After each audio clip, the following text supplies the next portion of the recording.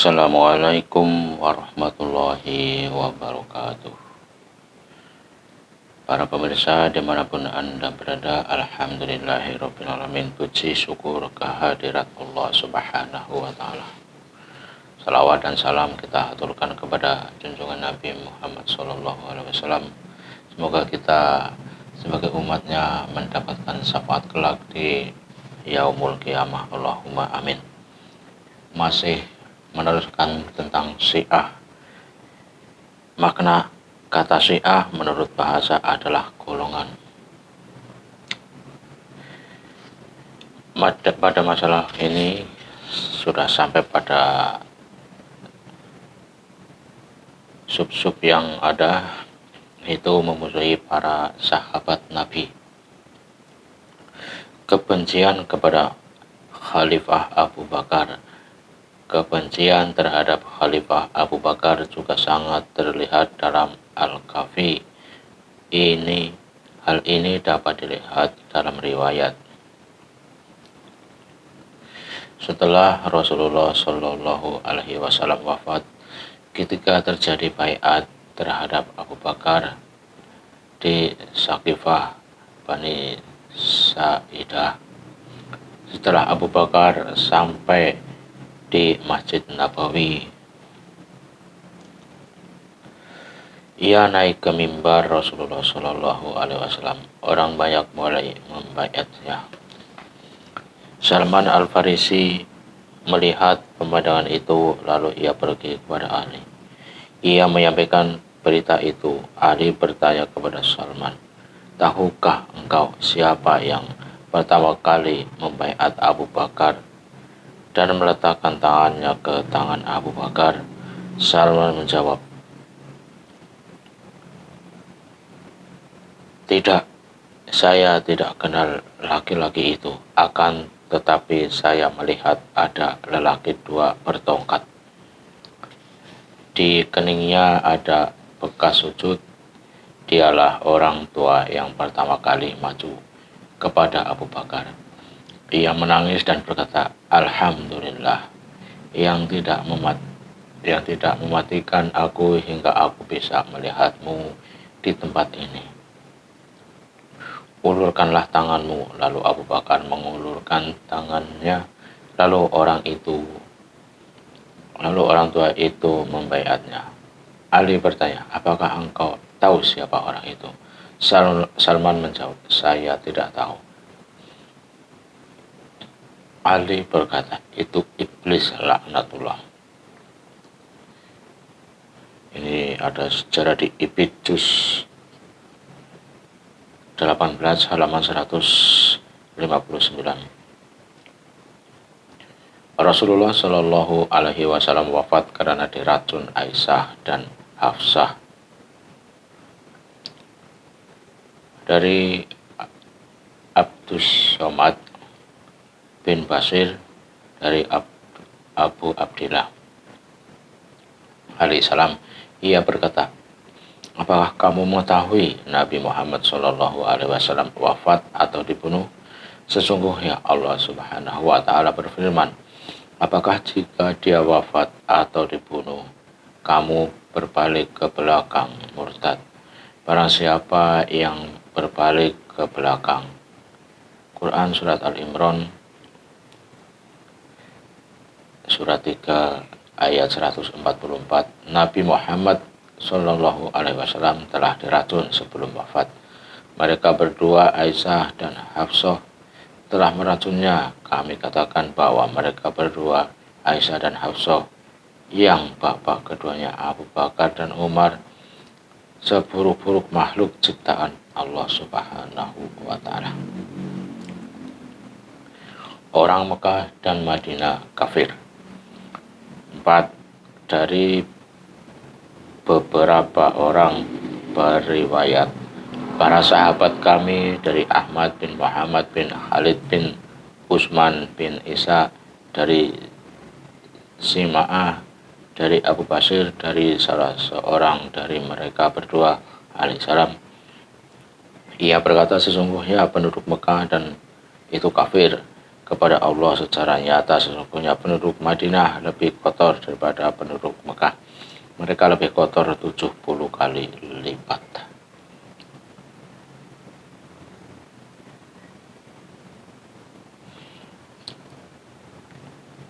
Semua sahabat setelah Nabi Muhammad SAW adalah kafir kecuali 3 orang.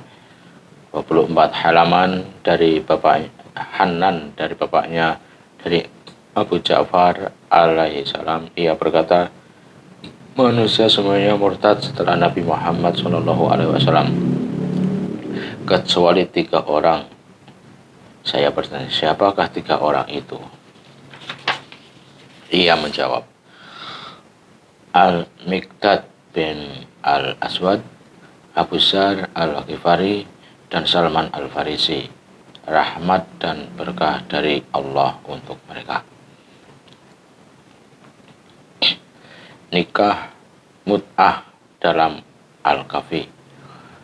Dari Al-Husain bin Muhammad, dari Ahmad bin Ishaq, dari Sa'dan bin Muslim, dari Ubaid bin Surarah, dari bapaknya, dari Abu Abdillah alaihi salam. Surarah berkata, saya sebutkan tentang nikah mut'ah kepadanya. Apakah nikah mut'ah itu 4 orang saja? Abu Abdillah alaihi salam menjawab, menikah mut'ah lah walaupun 1000 orang, karena sesungguhnya mereka itu para wanita yang telah diberi ampun.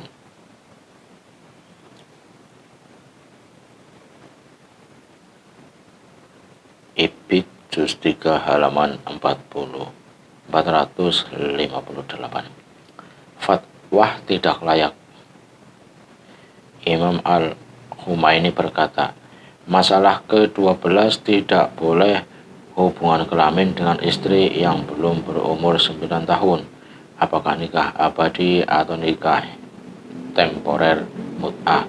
Adapun semua kenikmatan seperti sentuhan dengan birahi, pelukan, dan meletakkan kemaluan di celah paha, maka boleh meskipun dilakukan terhadap bayi yang masih menyusui.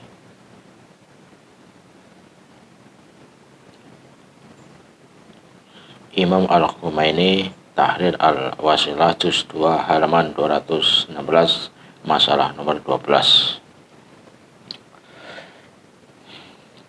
Fanatisme Syiah. Dari Imam Ar-Ridha alaihissalam, ia berkata, tidak termasuk dalam agama Islam, yaitu orang-orang selain kita dan selain Syiah kita. Al-Kulaini, Opsi juz 1 halaman 223. Dari Abu Abdillah alaihissalam, ia berkata, wahai Basir, sesungguhnya seorang mukmin apabila ia datang ke makam Husain alaihissalam pada hari Arafah, ia mandi dari sungai Efrat, kemudian menuju makam Husain, maka Allah tuliskan baginya setiap langkahnya 1 kali haji dengan manasiknya. Aku tidak mengetahui melainkan ucapannya, dan 1 kali perang jihad. Ibid juz 4 halaman 580. Dari Abu Abdillah alaihissalam, ia berkata, penduduk Sam lebih jahat daripada penduduk Romawi. Penduduk Madinah lebih jahat daripada penduduk Mekah. Penduduk Mekah lebih kafir kepada Allah secara nyata. Ibid juz 2 halaman 409. Semua manusia anak zina kecuali Syiah. Sesungguhnya semua manusia itu anak-anak zina kecuali Syiah. Ibid juz 8 halaman 885. Anak orang Syiah tidak diganggu setan. 73. Dari Ibrahim bin Abi Yahya, dari Ja'far bin Muhammad alaihissalam, ia berkata, tidak ada anak yang lahir melainkan iblis. Dari iblis hadir. Jika Allah mengetahui bahwa anak itu dari golongan Syiah kita, maka Allah menghalangi anak tersebut dari setan. Jika anak itu bukan dari golongan si A, maka setan memasukkan jari telunjuknya di dubur anak tersebut. Tempat itu akan menjadi tempat zina karena zakar dikeluarkan untuk suatu tujuan. Jika anak itu perempuan, maka setan memasukkan jari telunjuknya ke kemaluan anak perempuan itu, dan anak perempuan itu adalah anak perempuan nakal. Maka ketika itu anak itu akan menangis sangat keras ketika ia keluar dari rahim ibunya. Setelah itu Allah menghapus dan menetapkan apa yang ia kehendaki, karena di sisinya ada al-kitab, induk kitab. Abu An-Nasr An-Nahl. Analisa sanad: Muhammad bin Yahya dari Ahmad bin Muhammad bin Isa dari Al-Husain bin Said dari Fadlah bin Ayyub dari Sa'if bin Umairah dari Abu Bakar Al-Hadrami. Ia berkata, saya bertanya kepada Abu Abdillah alaihissalam, apakah penduduk negeri Syam lebih jahat atau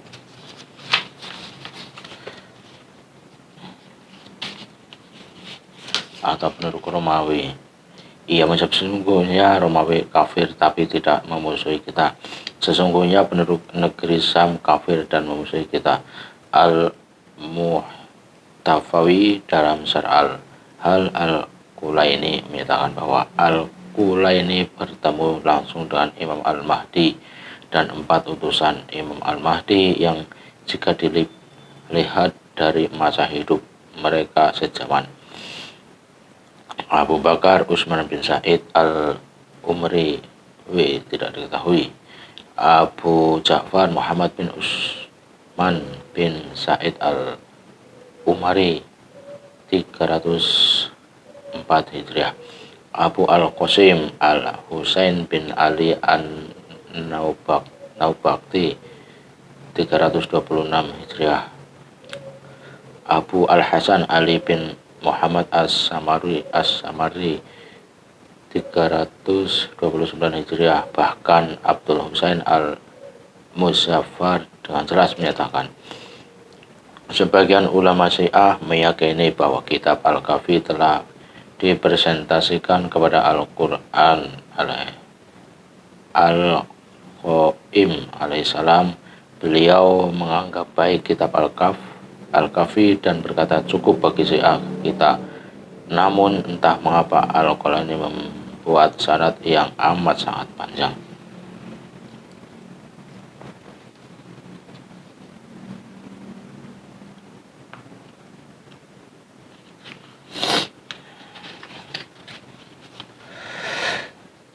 Analisa matan teks-teks yang terdapat dalam referensi Syiah sangat provokatif.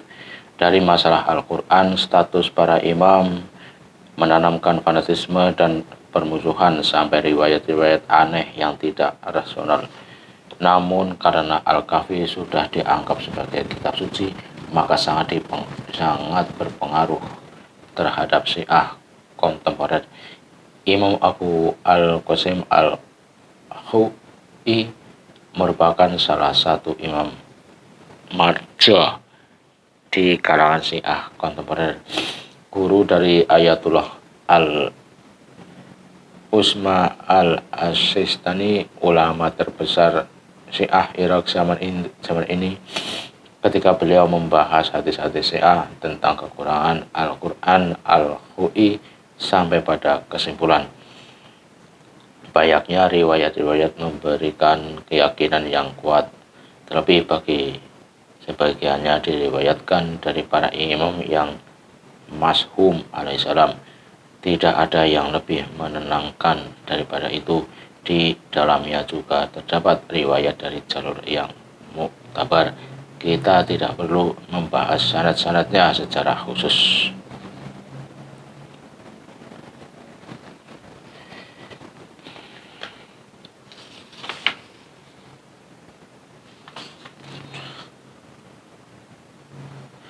menentukan sikap setelah membaca kutipan dari beberapa kitab Syiah di atas. Bahkan kitab Al-Kafi yang dianggap sebagai kitab tersahih di antara referensi Syiah rasanya sulit untuk memenuhi undangan Ayatullah Ali Takhiri dalam Muktamar Al-Taqrib Baina Al-Mazahib, konferensi pendekatan Sunni dan Syiah dengan bahasa Quraisy Shihab. Sunni Syiah bergandeng tangan. Orang-orang yang terjebak dalam takrib mesti segera bertaubat seperti yang dilakukan Syekh Yusuf Al-Qaradawi yang pernah ikut takhrib bina al-mazahib. Akhirnya sadar, ia nyatakan dalam fatwa Mu'asyirah Syekh Dr. Yusuf Al-Qaradawi, sesungguhnya sejak saya ikut serta dalam konferensi At-Tarib Bayana Al-Mazahib, saya telah menemukan beberapa poin penting yang membuat pendekatan ini tidak akan terjadi jika poin-poin ini diabaikan atau tidak diberikan hak-haknya.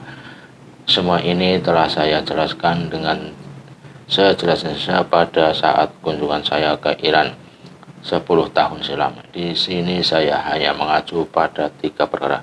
Pertama, kesepakatan untuk tidak mencerca para sahabat karena kita tidak bisa mempertemukan atau didekatkan jika masih seperti itu, karena saya mengatakan semoga Allah meridhoi mereka, sedang kalian Syiah mengatakan semoga Allah melaknati mereka. Sedangkan antara kita kata ridho dan laknat memiliki perbedaan yang sangat besar. Kedua, dilarang menyebarkan atau satu mazhab di daerah yang dikuasai mazhab tertentu, atau seperti yang dinyatakan Syekh Muhammad Mahdi Samsudin dengan istilah Syiahisasi, ekspor mazhab Syiah ke negeri lain. Ketika memperhatikan hak-hak minoritas, terutama orang minoritas tersebut adalah mazhab yang sah, itulah sikap saya tidak akan menjadi penyeru kepada peleburan prinsip atau menjadi orang-orang yang berhamburan kepada usaha takrib pendekatan Sunni Syiah tanpa syarat dan ketentuan.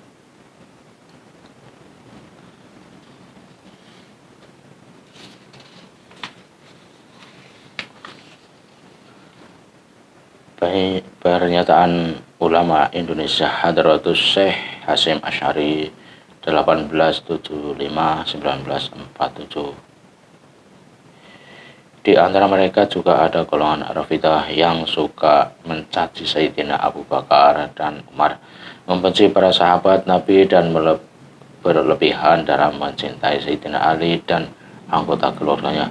Semoga Allah meridhai mereka semua. Sayyid Muhammad berkata dalam Syarah Qamus, sebagian mereka bahkan sampai pada tingkatan kafir dan sintik. Semoga Allah melindungi kita dan umat Islam dari aliran ini. Al-Qutiyad berkata dalam kitab As-Syifa bi Ta'rif Hukuk Al-Musyafa dari Abdullah bin Mughafal, Rasulullah SAW bersabda, takutlah kepada Allah mengenai para sahabatku.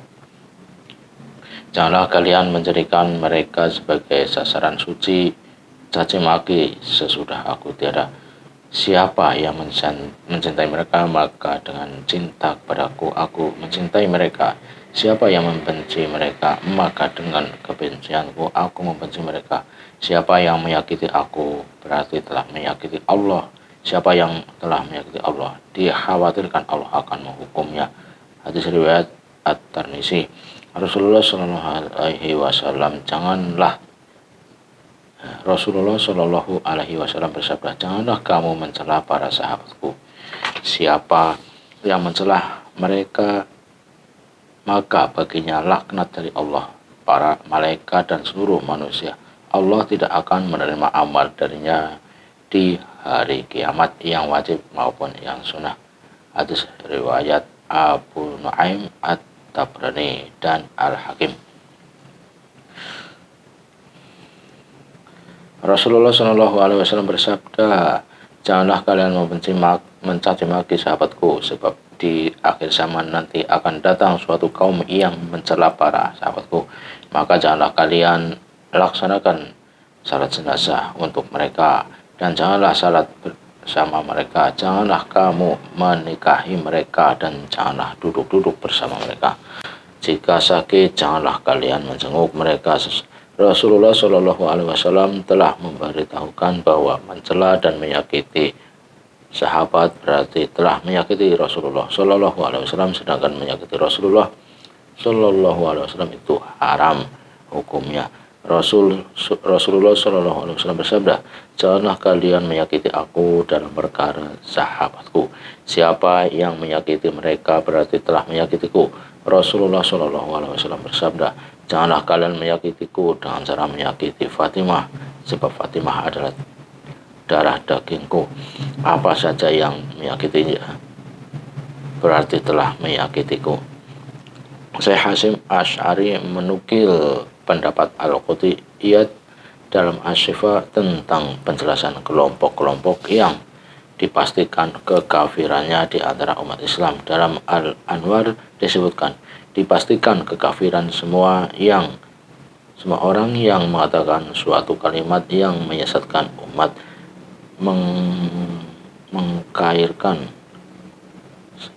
mengkafirkan sahabat, dan setiap orang yang melakukan suatu perbuatan yang hanya dilakukan oleh orang kafir seperti sujud ke salib atau menyembah api. Profesor Dr. Hamka 1981 Masehi. Kita di Indonesia adalah golongan Sunni. Jelasnya ialah bahwa dalam menegakkan akidah kita menurut faham Abu Al-Hasan Al-Asy'ari dan Abu Mashhur Al-Maturidi. Di dalam amalan syariat Islam, kita pengikut mazhab Syafi'i terutama dan menghargai juga ajaran dari ketiga imam yang lain, Hanafi, Maliki, dan Hambali. Menilik kesemuanya ini dapatlah saya sebagai Ketua Umum Majelis Ulama Indonesia atau sebagai pribadi menjelaskan pendirian saya sehubungan dengan revolusi Iran sesuai dengan perembul dari Undang-Undang Dasar Republik Indonesia. Saya simpati atas revolusi yang telah berlaku di Iran. Saya simpati kepada mereka telah menentang feodalisme kerajaan Syiah yang tidak adil. Kedua, karena ternyata bahwa revolusi Islamnya ialah bersandar mazhab Syiah, maka kita tidak berhak mencampuri urusan dalam negeri orang lain. Dan saya tetap seorang Sunni yang tak perlu berpegang pada pendapat sang orang Syiah dan ajaran-ajaran Ayatullah. Ketika saya di Iran, datang 4 orang pemuda ke kamar hotel saya dan dengan bersemangat mereka mengajari saya tentang revolusi dan menyatakan keinginannya untuk datang ke Indonesia guna mengajarkan revolusi Islam Syiah itu di Indonesia. Kami menerimanya dengan senyum simpul. Boleh datang sebagai tamu, tapi ingat, kamu adalah bangsa yang merdeka dan tidak menganut Syiah, ujar saya. Biografi penyusun Haji Abdul Somad LCMA, lahir pada Rabu 30 Jumadal Ula 1397 Hijriah, bertepatan dengan 18 Mei 1977 Masehi, menyelesaikan pendidikan atas di Madrasah Aliyah Nurul Falah, Air Molaik, Indragiri Hulu, Riau. Pada tahun 1996 memperoleh beasiswa dari Universitas Al-Azhar Mesir. Pada tahun 1998 mendapat gelar lisensi S1 pada tahun 2002. Pada tahun 2004 memperoleh beasiswa dari AMCI, Agensi Americoins Corporation Internationale, mendapat gelar Diplom Etudes Supérieures Approfondies S2 di Dar al-Hadis Al-Hasaniyah Institute, sebuah institut pendidikan Islam khusus hadis yang didirikan oleh Raja Hasan II, Raja Maroko, di Rabat pada tahun 1964.